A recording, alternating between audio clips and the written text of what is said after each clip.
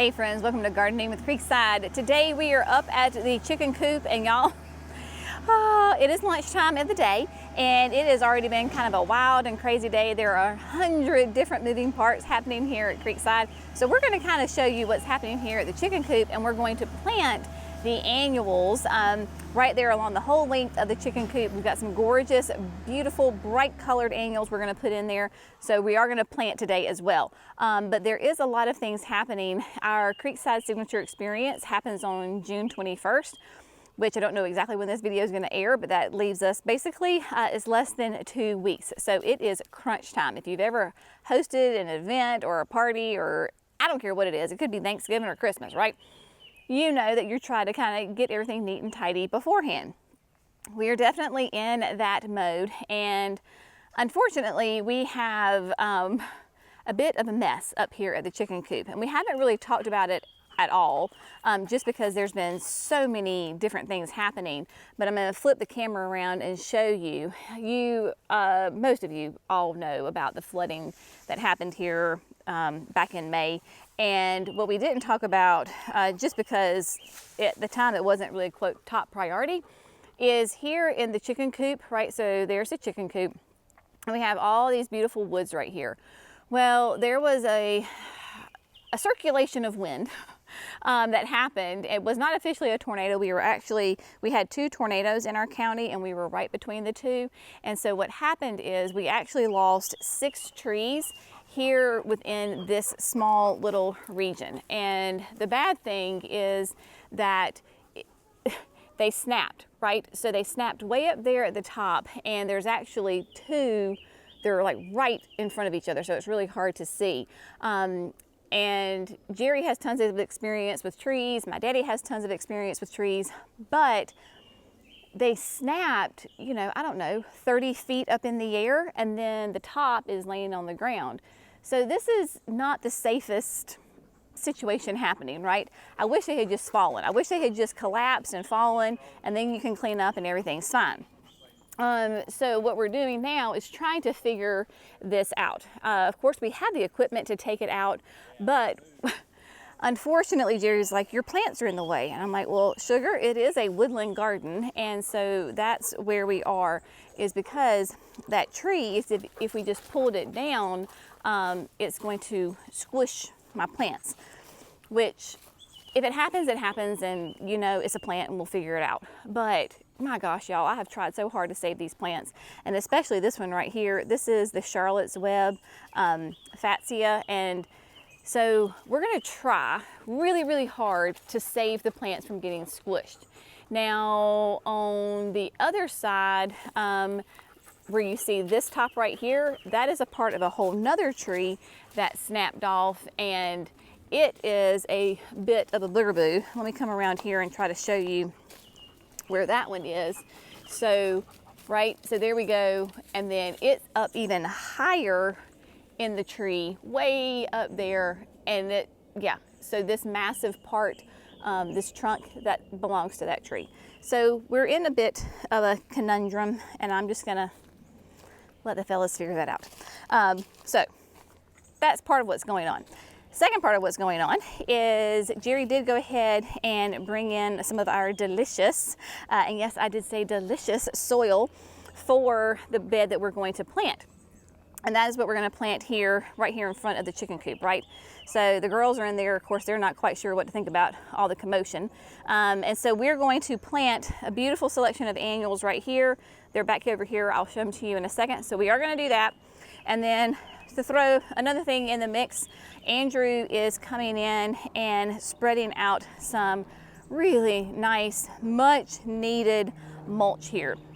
You were with us, I don't know, a couple of weeks ago when that tractor trailer came and where you spent the day with us at the nursery, and I ran up to the production because the tractor trailer was there and that he was dumping the mulch. Well, that's what this is. So it's a double hammered, natural, it is not dyed mulch. And so this bed desperately needs a new fresh layer of mulch. So Andrew was working on that. Since the tractor shed is gone, that's another project that's happening right now too. Since that is gone, he has great access to be able to get up here. So that works in our favor for sure. So he dumped the mulch right here and is able to take the little bobcat up here and come around. So he has started in here, and then eventually this whole spot will get taken care of. Jerry did go ahead and lay down, like I said, the Creekside blend. This is a custom blend that we have our folks make for us. So it's like 60% pine bark fines, 40% compost, and it works great to go ahead and plant directly in it. We have done that multiple times. The plants love it. They respond so well to it. So that is what I'm going to do, is go ahead and get this planted. I have some plants, but now that I'm sitting here, I'm thinking, I don't know that I have enough plants. You know, that is it's a bit of a problem, but it's not really. So let me show you what we have, and maybe I'll just set the camera up and, well, no, I can show you. Let's just do this. I'm gonna do it one-handed. Okay. So first of all, what you're probably gonna see right away is the Supertunia Mini Vista Indigo. So here we have, I've actually got 3 hanging baskets, and I brought these 3 to show you an example. Okay, so this one is a gorgeous specimen. We had cut it back. Somebody at Creekside a couple of weeks ago really gave it a good haircut, and it is nice and thick and really tight. We're gonna plant these directly into the landscape. Then there is another one that's also really nice and tight right here. And then you have this fella. And this thing is absolutely huge, right? And so what I'm gonna do is I'm gonna show you exactly how you can take a hanging basket that is maybe a little bit, in my opinion, is getting too long and leggy, how we're going to trim it and then get it in the ground. So these are going to be big pops of color. I have for some grass, because you know how much I love me some grasses. This is Fireworks. Now, you're going to have to trust me that this is a red grass. Fireworks gets its name because it is a beautiful red color. Now, clearly, you look at that and you're like, Jenny, that is as green can be. There is no red there. I know, because these were in the greenhouse. And the greenhouse, while yes, they get tons of light and they're beautiful grasses, they're very healthy, it does block out some of the UV light. And they need the UV light to change color. There is one blade that has a little bit of a hint of red to it. It will take a little bit of time, several days. I'm hoping by the signature experience, they will be red, but they will change color. They will turn that red like they're supposed to. So we've got 3 of those, 24 to 30 inches tall. So these annual grasses from Proven Winners get nice, a good size to them, and about 2 feet wide. That's why I only got 3. We've got those 3 that will be absolutely gorgeous. Now, go back over here with something else that's some height. I'm gonna show you this too. A mazel basil right here. Now the mazel basil is bolting. You do not want your basil to bolt. What that means is these little flowers, right? So the plant is trying to set seed. Now this is a sterile plant, so it's not going to. So I'm gonna show you how to trim up your basil, but I have 2 of those mazel basils. They're gonna be, of course, that nice glossy green leaf, right? And I'm gonna put them between the Fireworks grasses. Think of it like using it as a coleus, but it's basil and you can eat it and the chickens can eat it. So that's gonna be like our big kind of in the back. And then we're going with some gorgeous lantana. This is the Luscious Marmalade.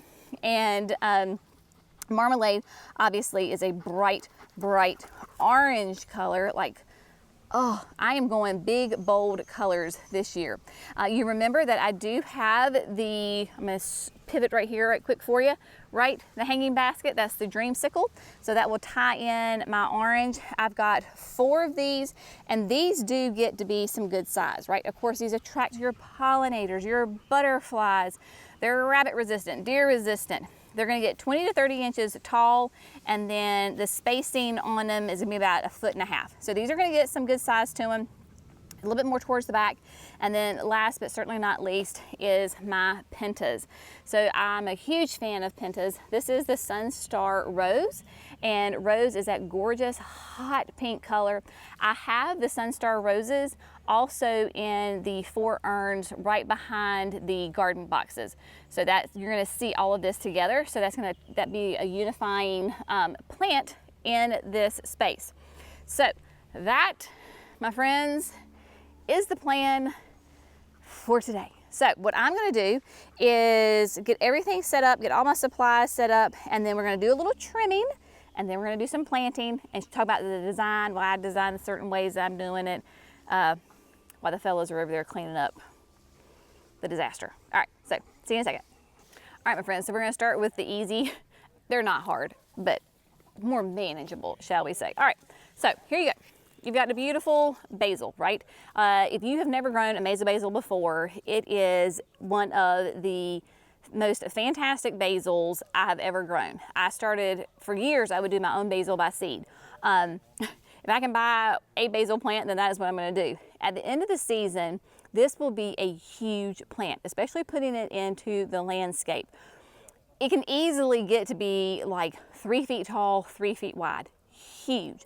Like with other basils, the more you cut on it, the happier it is. This is definitely a culinary basil, right? But I'm gonna use it here as an accent plant in my garden, but it's gonna be dual purpose where I can also come out here and cut on it and make pesto. It makes delicious pesto. It is a great Genovese basil. Looking at it now, the leaves are a little bit small. Trust me, because it is ready to get out of this grande container. As soon as we put it in the ground, it is going to just take off. Basil, of course, loves the heat. It does great with our humidity, does not get powdery mildew, and then it is that quintessential classic summer smell. You don't want your basil to bolt. And I have found that in the containers, for me, the Amazo basil does tend to bolt a little faster. Once I put it in the landscape, it really does not. So you need a good pair of your clippers, right? So I've got my Felco 2s, and then we're gonna see how the camera will take up here. So what you're gonna do is you're gonna come right above 2 leaves, right there, and you snip it, okay? So wherever you've got your 2 leaves, that little node, you can come in and then just clip it. Doing that will take all of that off, and it creates a nice, tight, happy plant. So if you've got basil and maybe you're not eating, like sometimes maybe we're not eating enough of it, like I can't eat it quite fast enough, then you just need to go out there and do a little trim, right? So the great thing about having the chicken coop right here is that if I have that situation, I don't know if you can hear the girls, they don't like the machines, they get scared of the machines.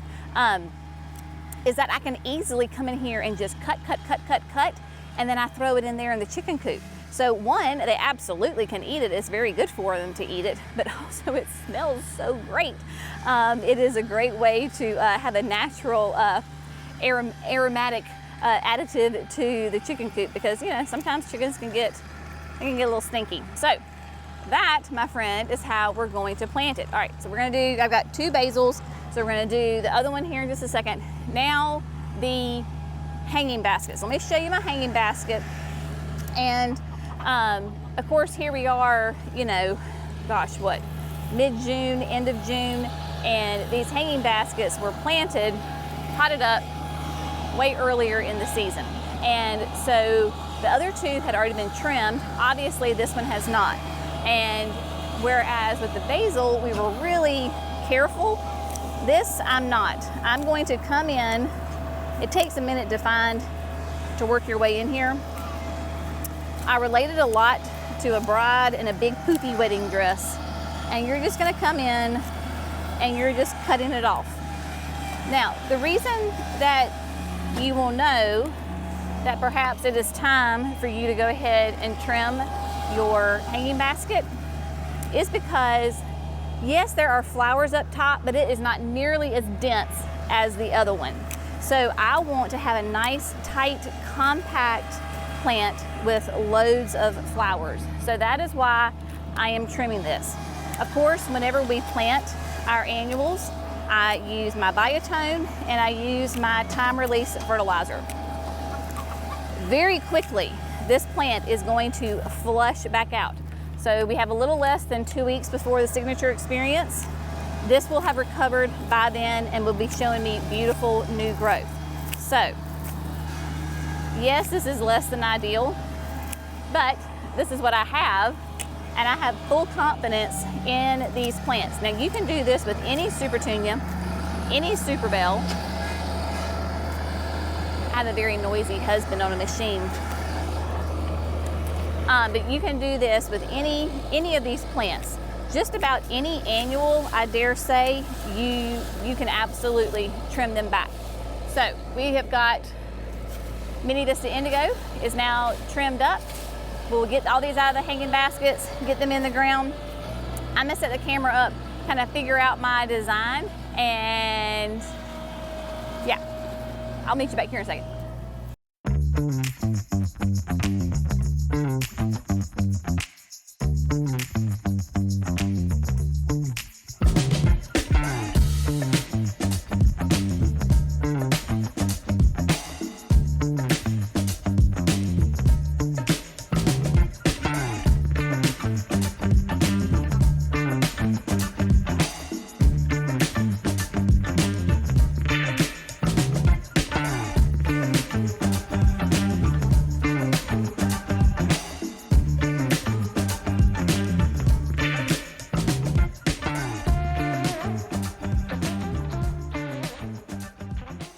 Okay, my friends, so we've got the plants laid out, and Jerry and Andrew are spreading mulch. So you're probably gonna see Jerry go back and forth on the Bobcat, and so that is what's happening with that.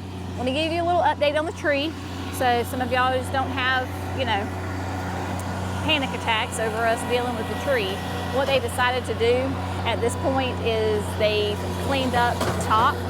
So all of the top is gone, and the tree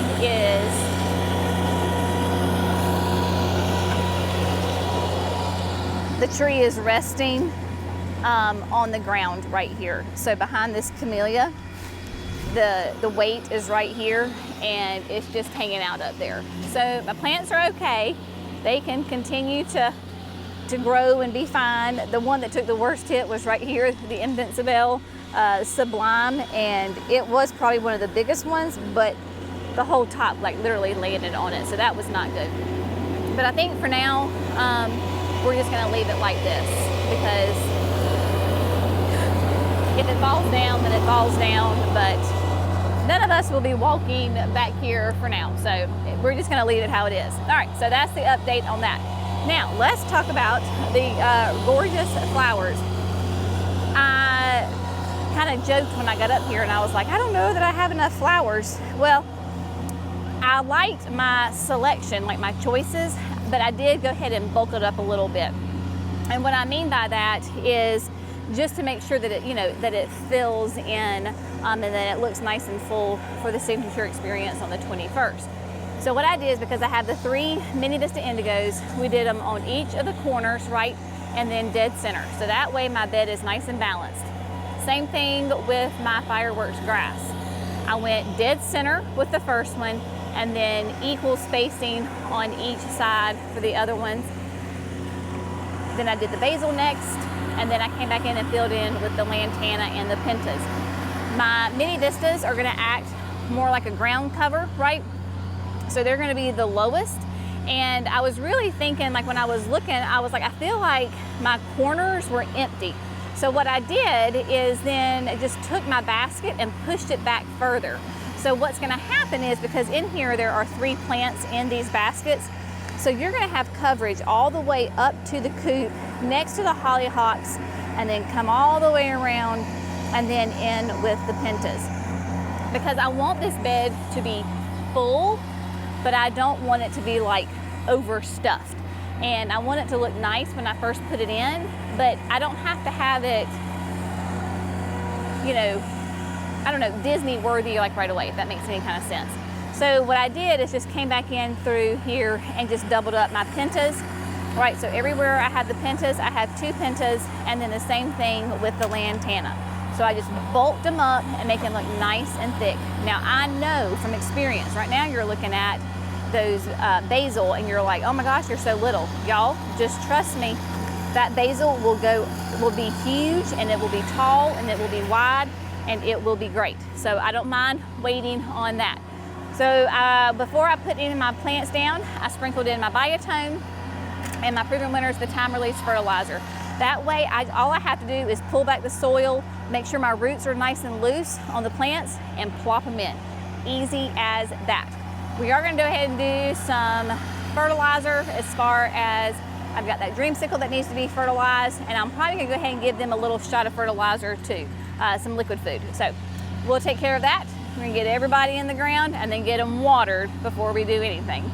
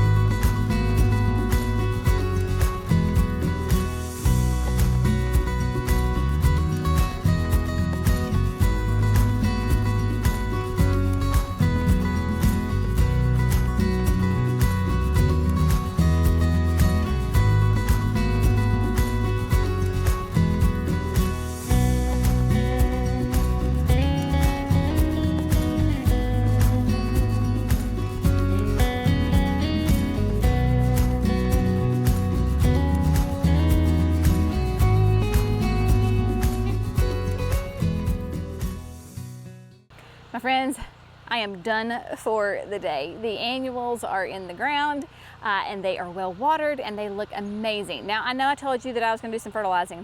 Just gonna be honest, it's like 2:30 in the afternoon, hadn't had lunch, and it is full hot sun right here. So I am just going to take a rain check on that, put a pin in that, and come back to that either late one afternoon or more than likely early one morning before the sun comes up and just starts to fry this area.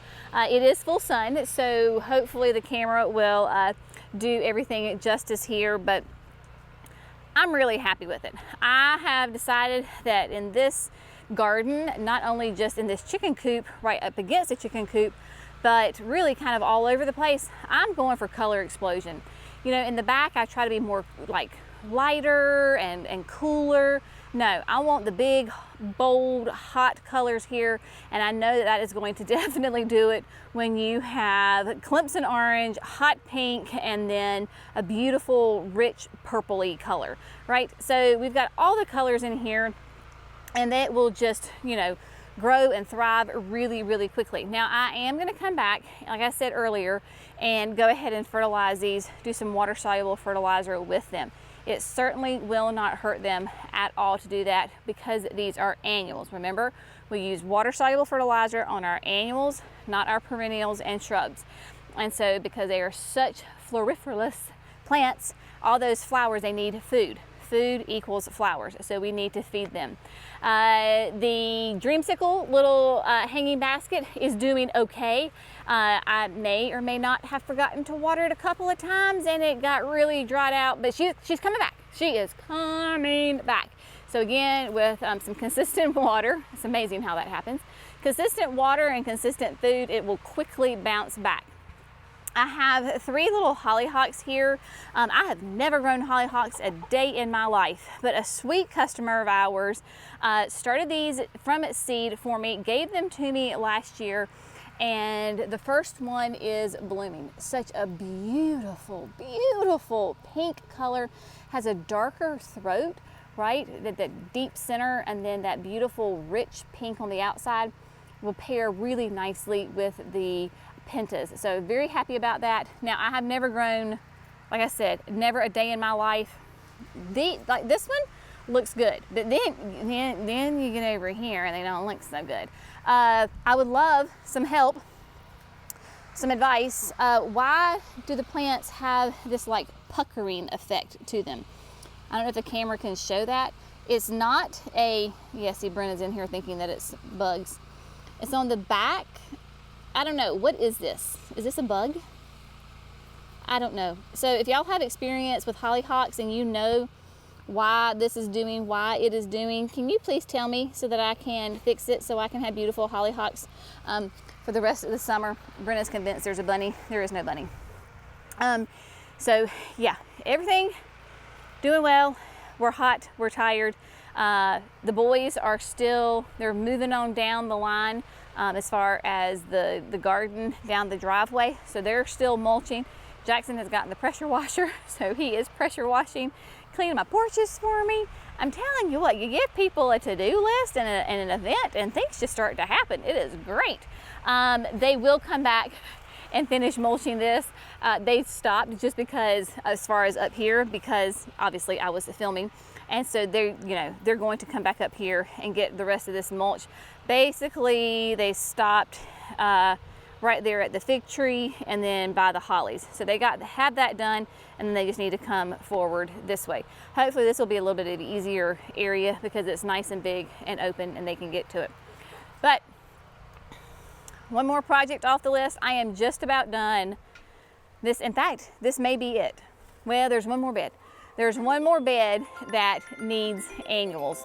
And just like that, Mama is being summoned. And so I have one more bed that needs some annuals, and then we will be done with annual planting, and then we can hit maintenance mode. I'm ready to hit maintenance mode for sure. All right, my friends, as always, thanks so much for growing with Creekside. Y'all have an amazing day. We'll see you in the next video. Bye, friends.